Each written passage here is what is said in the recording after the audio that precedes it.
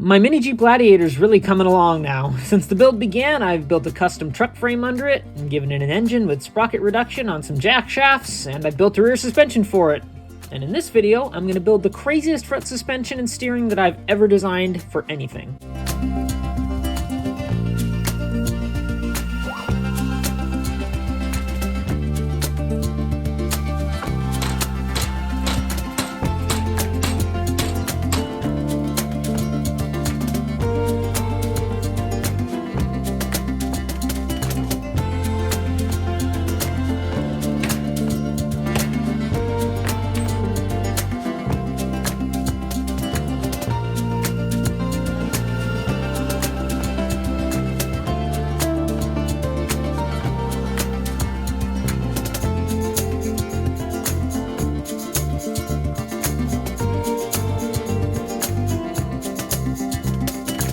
Okay, so we got a sort of basic knuckle setup tacked together and mocked up here. This one's in the wheel, so you can see how that sits with the heim joints there on top and bottom.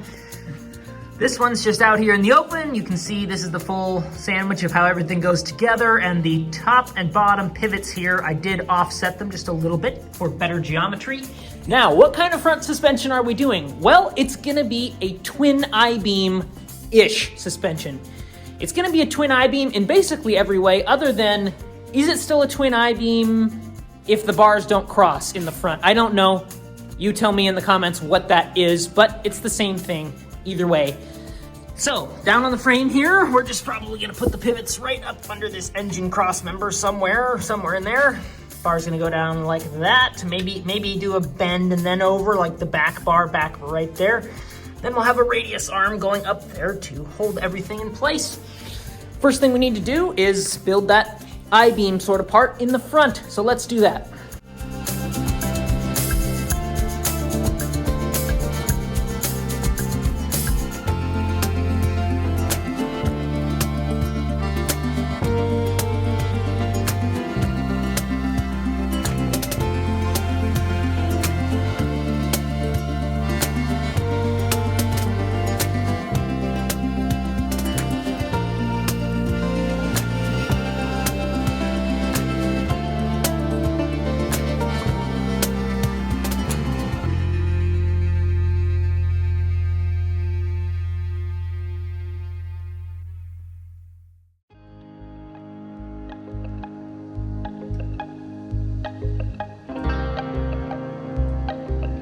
Now, one thing I want to quickly address before we move forward is, yes, I know pie cuts are not good for any sort of structural application with tubing.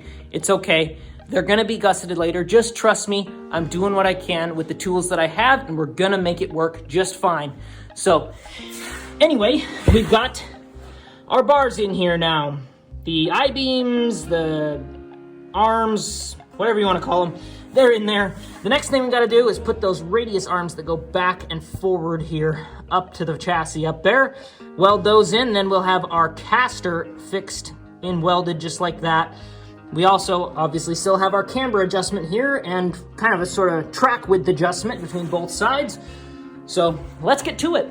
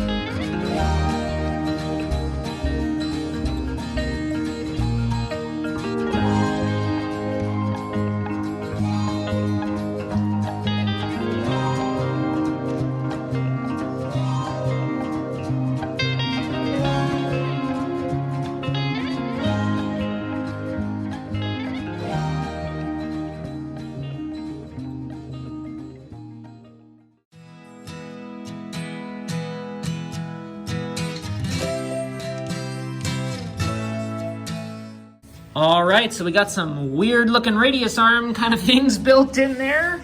So we end up with a weird kind of sort of I-beam-ish suspension that doesn't cross over in the middle.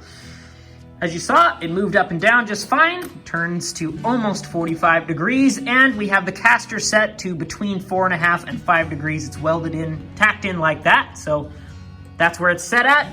The next thing is the coilovers, which are probably gonna have to go at a weird angle down here in the front, even weirder of an angle than the ones back here. So let's see how that works out. We'll see how it goes.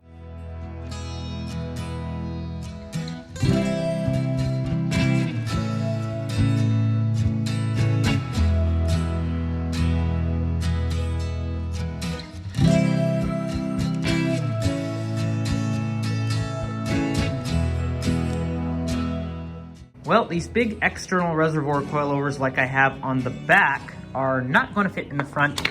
No matter which way I worked it out, angled down here, up here, angled back, hidden back here somewhere somehow, there was just no way to do it. So I had no choice but to just buy the smallest front coilovers that I could and try to make those work. And even that was tight. But as you can see, ended up putting up here on top of the arms in a more traditional location. And now we just need to build some shock hoops to go up here to bolt those struts to, and then we can get that suspension done.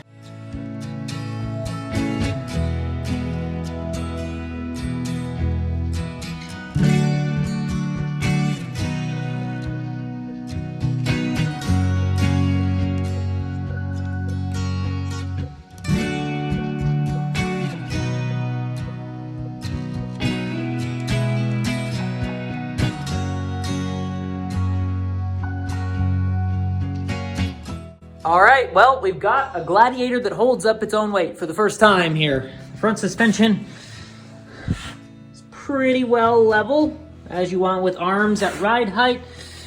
The struts are in there with these kind of box tube strut towers we got going here. And of course, I will be putting a bar across, a strut bar between them at some point, once I know where the intake and exhaust and all those other engine bits are going. And maybe a different engine. I didn't say anything. Anyway, next we need to do the steering, which is going to be very interesting. It's going to be a typical sort of tripod kind of steering column setup, and then the steering shaft is going to go right down through that hole there. But it's about to get real weird after that, because in order to maintain suspension geometry the way I want it, I'm going to be putting in a pitman arm sort of thing that's going to be vertical with the pivot at the bottom. The steering shaft will hit it at the bottom. The links will bolt up at the top. They're going to go right behind that bracket right there. That's going to keep the geometry as close as possible. And then, well, you don't even want to see what I'm going to do with the tie rods yet. So we'll get that column built, get that sort of laid out, and then I'll catch back up with you.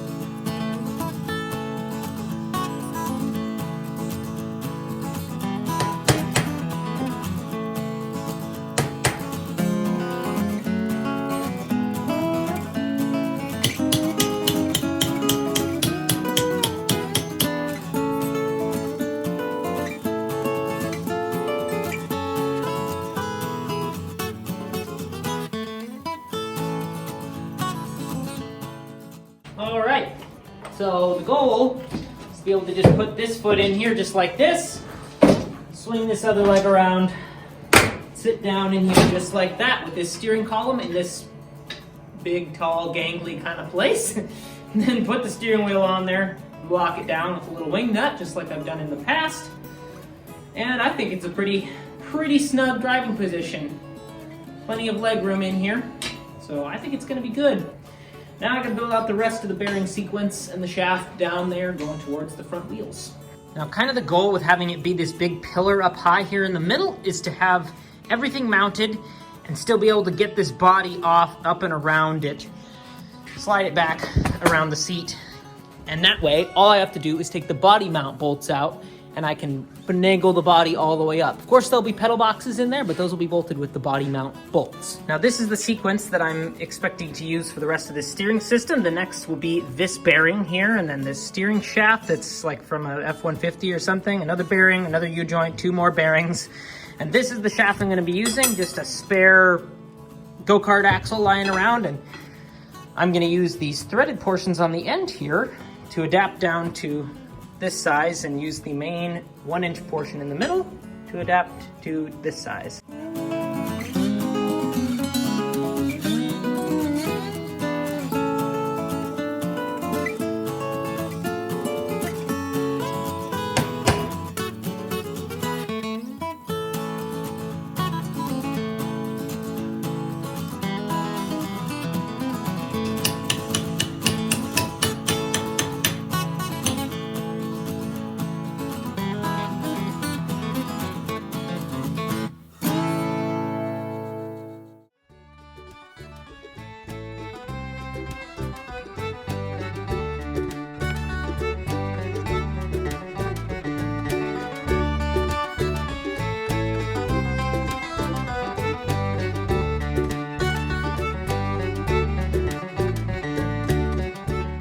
Alrighty, so we got a basic steering column assembly in here. It's all tacked together, and it's got a quick disconnect steering wheel, semi-quick disconnect with the wing nut, as I've done on a past build. That way you can get in and out of this thing a lot easier, and then just slap the steering wheel on after you're done getting in. Next, I gotta make the end of this fit on the end of this, so I gotta grind the end of this shaft down a little bit here. Then this will go down through the hole in the floor, and we'll work on the pitman arm bearing assembly thing down underneath there.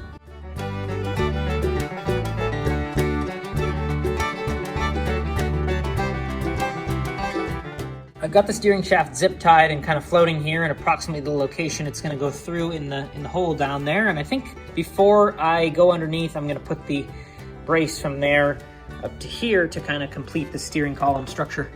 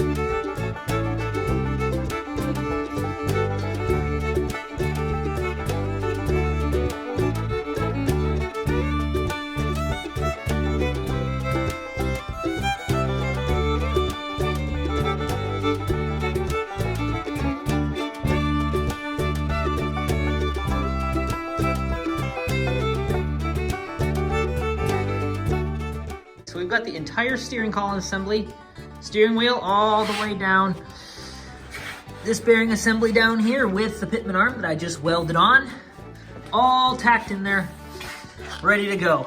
And you're probably thinking, if you know things about cars, what are you doing? You can't have off-center steering with IFS. And why are the holes on this pitman arm at different heights? And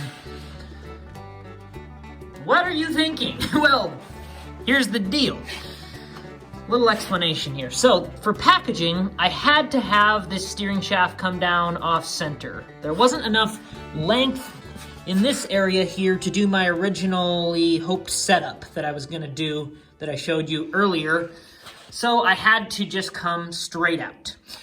Now, why are those holes at different heights? Well, since I have it off center, I have to try and compensate so we don't end up with a whole bunch of weird handling characteristics and a bunch of weird bump steer. So if you trace a line from the center of the knuckle up here and then continue it forward, you get to that hole. If you trace a line from the center of this one up through this bolt, that hole lines up in that line right there. That's going to keep our geometry level. That's going to keep our tie rods parallel with the suspension arms here.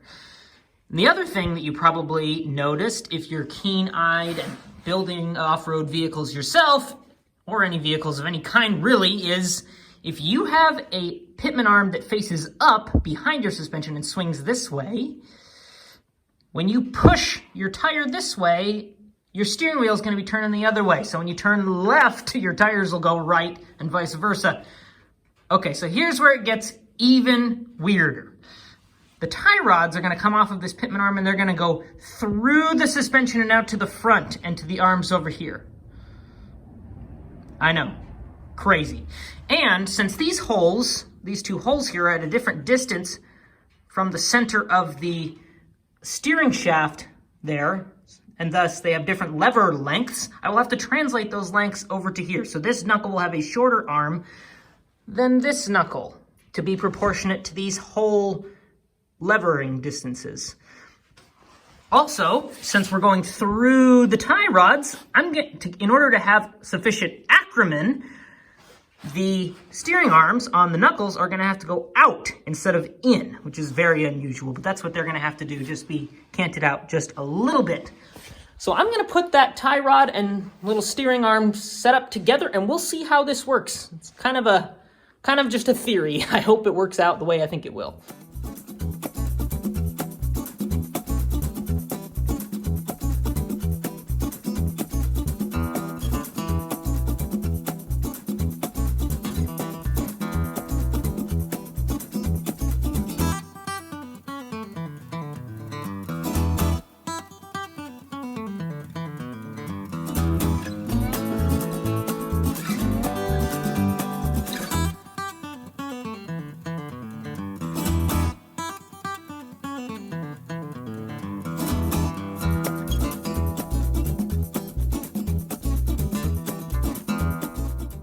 As I suspected, the Ackerman is backwards. I should have stuck with my gut on that one, so I'm gonna flip these brackets around and adjust the tie rods out. I left enough adjustment, and then we'll see how it is then. But right now, it definitely doesn't feel quite right.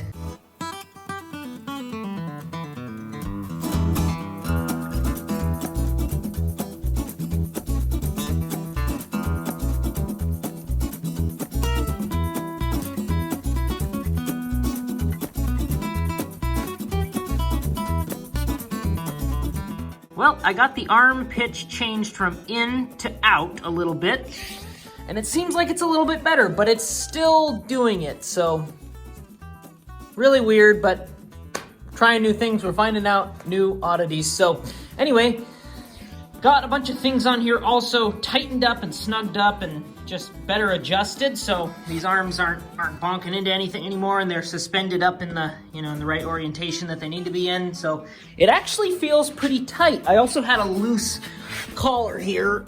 That was also giving me some slop in the system, so tightened everything up and it feels really nice. So I think it's actually gonna work. Maybe we'll switch to a different suspension system sometime in the future, but I think it's gonna work well for at least the first drive.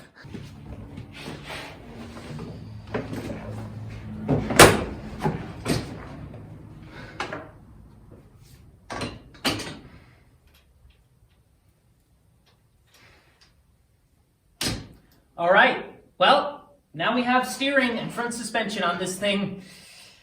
Way weirder than I even expected when I came up with it, and we'll see how it actually drives, but for now, I'm happy with it.